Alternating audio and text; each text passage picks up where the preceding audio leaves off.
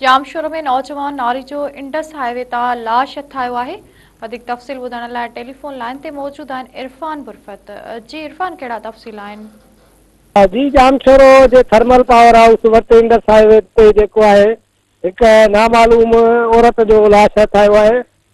उन हवाले सां ए सेक्शन पुलिस मूजिबि उहो नारी जेको आहे उनजी उमिरि तक़रीबन 20 खां 22 साल ॿुधाई थी वञे ऐं उहो जेको आहे तक़रीबन पुलिस मूजिबि त 3 खां 4 ॾींहं पुराणो लाश आहे जेको सुञाणप जोॻो न आहे ऐं इहो ॿुधायो पियो वञे त औरत जे मुंहुं जेको आहे उहो चिचिरियल आहे ऐं जेको आहे हथनि में चूड़ियूं अथसि ॿाहुनि में ऐं उन खां अलावा जेको आहे हथनि में मेहंदी लॻल अथसि।